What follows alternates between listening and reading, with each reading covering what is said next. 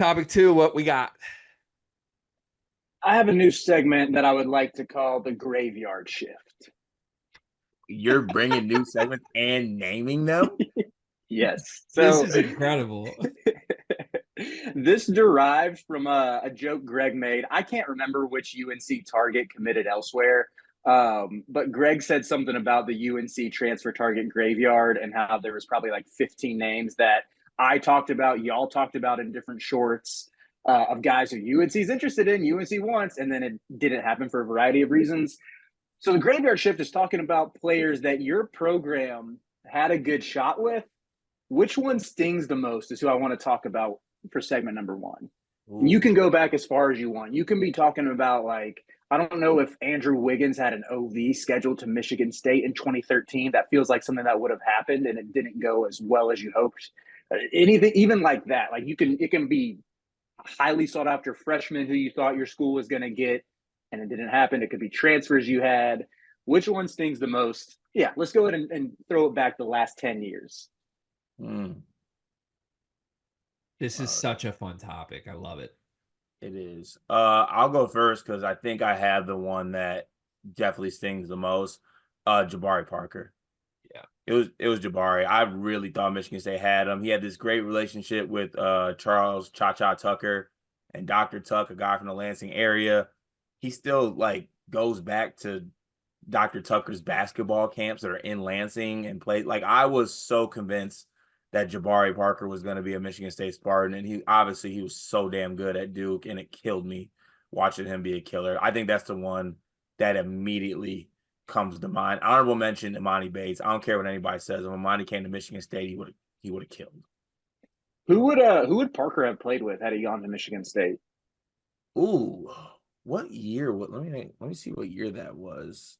Because was It was a Jabari like 14 season when Jabari was at Duke. He would have mapped with Denzel Valentine, with Travis Trice for a year, yeah. with Brandon Dawson senior year.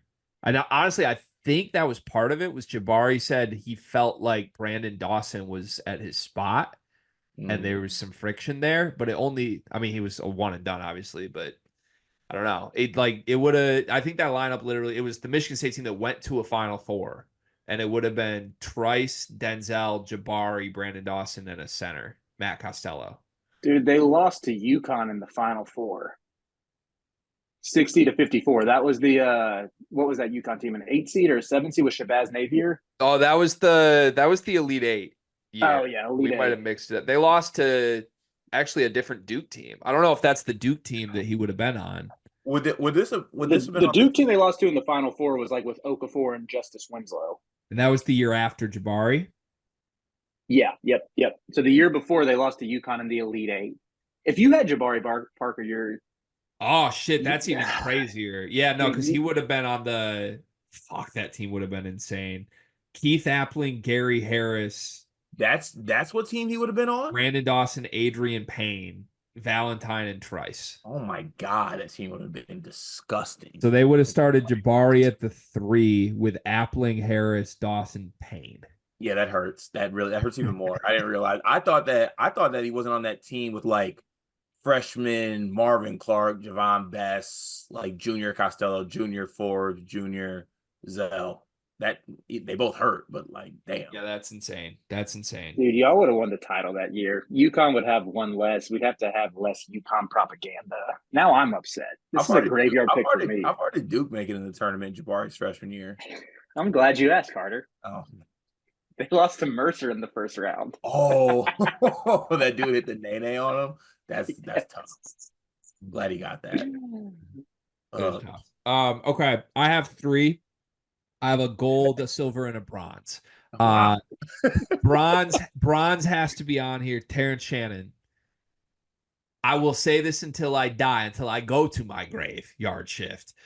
If Terrence Shannon was allowed in on Jawan Howard's Michigan team while Hunter Dickinson was still on the roster, on the group that also had Caleb Houston and Musa Diabate, this entire tenure looks extremely different. Like insanely different.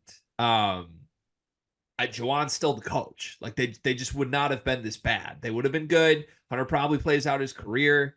Like, and I'm not saying things were going well, but the early years of the Juwan Howard tenure was such a different narrative. Like they won the Big Ten, they went to an Elite Eight.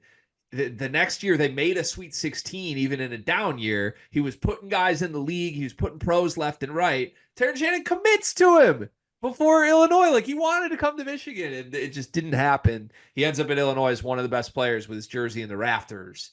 And I mean, like it just actually, I got it wrong. It would have been Kobe Buffkin, Jet Howard. So for 1 year, that team cart would have been Kobe Buffkin, Jet Howard, Terrence Shannon, Hunter Dickinson. Like it would have fixed everything. Can I give you a counterpoint, Greg? Yes. Had Terrence Shannon gone to Michigan, we would have never gotten your Juwan Howard is making a sandwich with 15 slices of bread ran. That's also true. That was special. That was an all-time. That was a top moment in Sleepers history. So that one obviously stings, but also like I want Juwan Howard out now, so it doesn't sting as bad. My other two will sting for forever. Silver medal is Cassius Winston.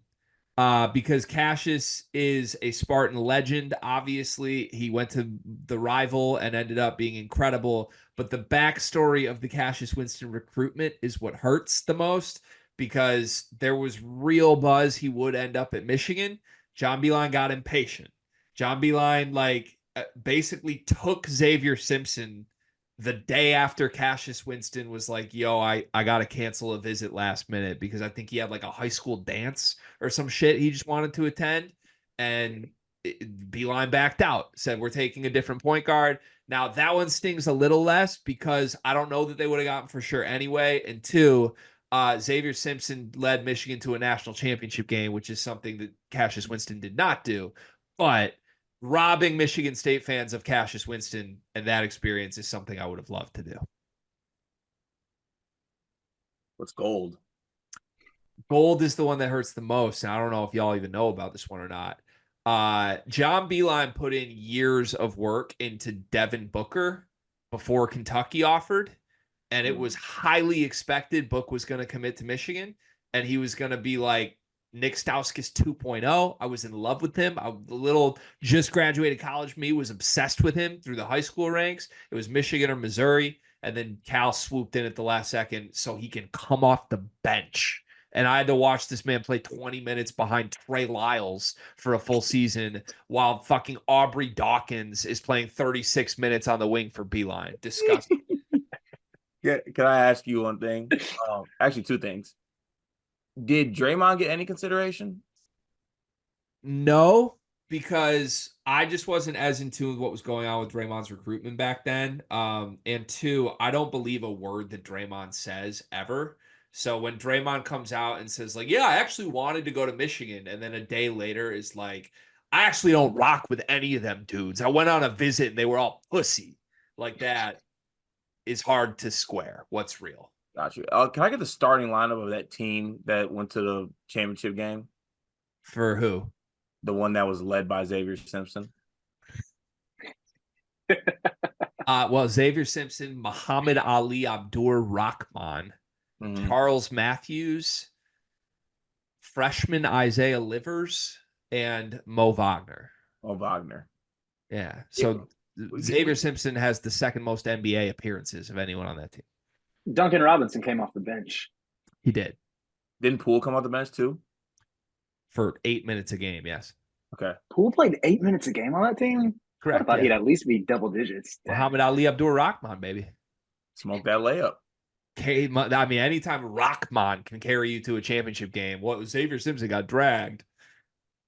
Yeah. Well, yeah, he let him. All right, that was Riley Graveyard. Yeah, my gold medal is Zion Williamson. I don't know like how many people know. Okay, hold on a second. Are we really letting it? Did y'all actually have a chance at Zion? Yes, and I'm sure Maynard is gonna chime in the comments and call me out or something and say that it was never happening. But there was a report that like Roy had an in-home with Zion like 2 or 3 days before he committed, and the quote was that he was floating and thought they were gonna land him. It was something like that. Like he felt like he was walking on air or something.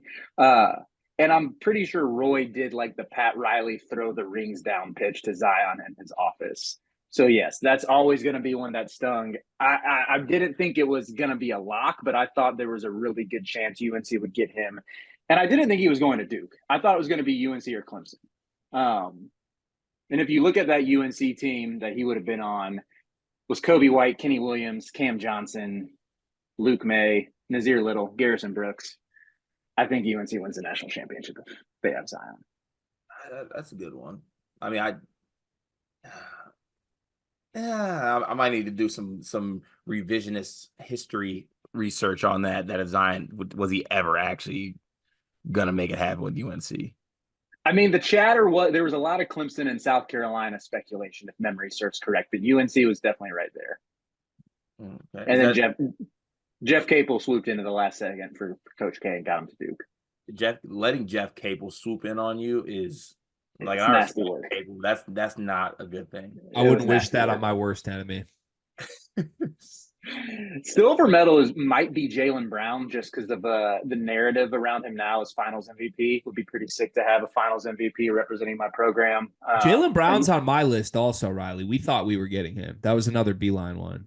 Because this was, I know. Well, I think Jaylen Brown legitimately said that he was going to UNC had there not been the academic scandal shadow lingering over the program in 2016 when we still pretended like any of that mattered. Hate school. So those are like the two big graveyard ghosts for me.